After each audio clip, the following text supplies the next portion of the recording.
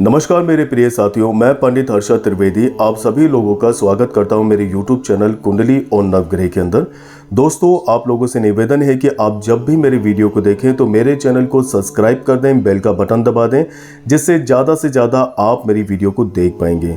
दोस्तों, आज इस वीडियो के अंदर हम लोग बात करने वाले हैं निर्जला एकादशी की बात करने वाले हैं, जो सभी एकादशियों के व्रत के अंदर सबसे ज़्यादा श्रेष्ठ माना जाता है।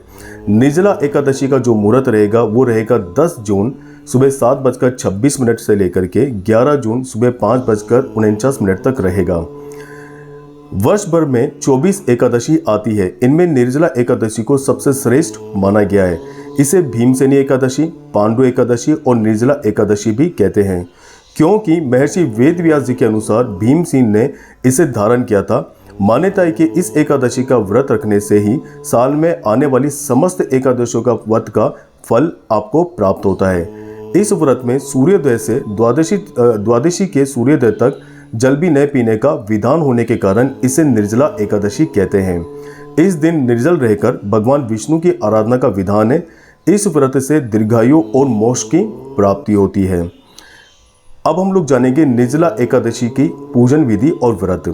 जो श्रद्धालु वर्ष की समस्त एकादशियों का व्रत नहीं रख पाते हैं, उन्हें निर्जला एकादशी का उपवास करना चाहिए, क्योंकि इस व्रत को रखने से अन्य सभी एकादशियों के बराबर पुण्य प्राप्त होता है। इस व्रत में एकादशी तिथि के सूर्योदय से अगले दिन द्वादशी तिथि के सूर्योदय तक जल और भोजन ग्रहण नहीं किया जाता है। एकादशी के दिन प्रातःकाल स्नान के बाद सर्वप्रथम भगवान विष्णु की विधि विधान से पूजा करें। इसके पश्चात भगवान का ध्यान करते हुए ओम नमो भगवते वासुदेवाय मंत्र का जाप करें। इस दिन भक्ति भाव से कथा सुनना और भगवान का कीर्तन करना चाहिए। इस दिन व्रती को चाहिए कि वह जल से कलश भरे, वह सफेद वस्त्र को उस पर ढक कर रखे और उस पर चीनी तथा दक्षिणा रखकर ब्राह्मण को दान देना चाहिए। इस दिन दान का बहुत ही बड़ा महत्व बताया गया है। आप किन चीज़ों का दान करके इस व्रत का फल प्राप्त कर सकते हैं। एकादशी व्रत धारण कर यथाशक्ति अन्न, जल, वस्त्र, आसन, जूता, छतरी, पंखी तथा फल आदि का दान करके करना चाहिए। इस दिन जल कलश का दान करने वाले श्रद्धालुओं को वर्ष भर की एकादशियों का फल प्राप्त होता है। इस एकादशी का व्रत करने से अन्य एकादशियों पर अन्न खाने का दोष छूट जाता है तथा संपूर्ण एकादशी के पुण्य का लाभ मिलता है। श्रद्धा पूर्वक जो इस पवित्र एकादशी का व्रत करता है, वह समस्त पापों से मुक्त होकर अविनाशी पद को प्राप्त करता है। तो दोस्तों, ये है कि किस तरीके से आपको निर्जला एकादशी का व्रत करना चाहिए और किन नियमों का आपको पालन करना चाहिए। लास्ट में मैं आपको बताऊंगा। इससे पहले मैं आपको कथा बताऊंगा निर्जला एकादशी की। उसके बाद मैं आपको बताऊंगा कि किस तरह से आप पूजन विधि करें और क्या क्या चीज़ों को आप शामिल कर सकते हैं पूजन विधि के अंदर।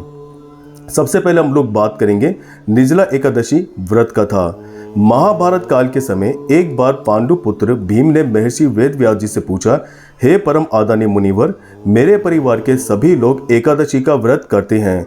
वे मुझे भी व्रत करने के लिए कहते हैं, लेकिन मैं भूखा नहीं रह सकता हूँ। अतः आप मुझे कृपा करके बताएं कि बिना उपवास किए एकादशी का फल कैसे प्राप्त किया जा सकता है।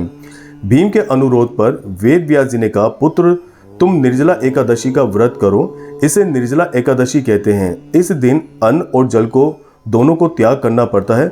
जो भी मनुष्य एकादशी तिथि के सूर्योदय से द्वादशी तिथि के सूर्योदय तक बिना पानी पिए रहता है और सच्ची श्रद्धा से निर्जला व्रत का पालन करता है, उसे साल में जितनी भी एकादशी आती है, उन सभी एकादशी का फल इस एक एकादशी का व्रत करने से मिल जाता है।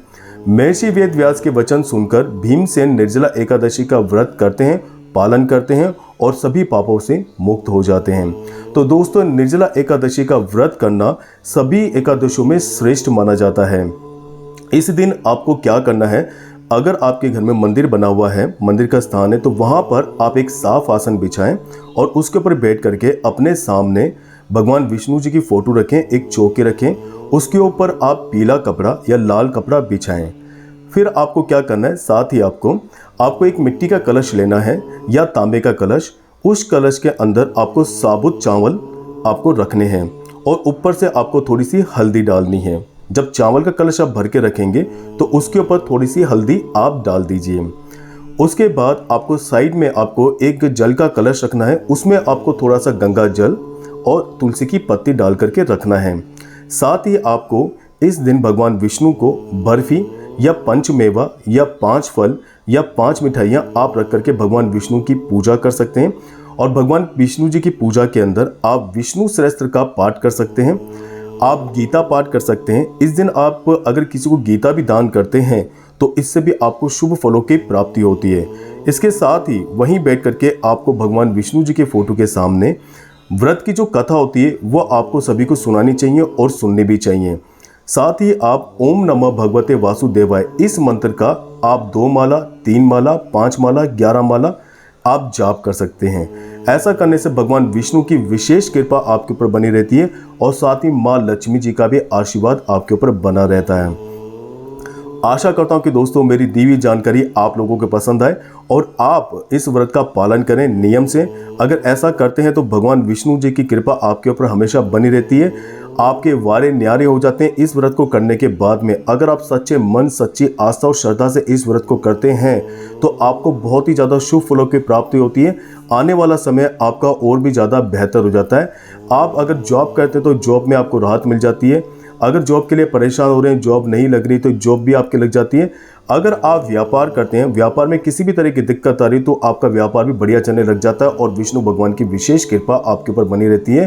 तो दोस्तों इस व्रत को जरूर करें और इस व्रत का फल आप जरूर प्राप्त करें। आप सभी लोगों का बहुत बहुत धन्यवाद। जय श्री राम। ओम नमः भगवते वासुदेवाय नमः। जय श्री श्याम।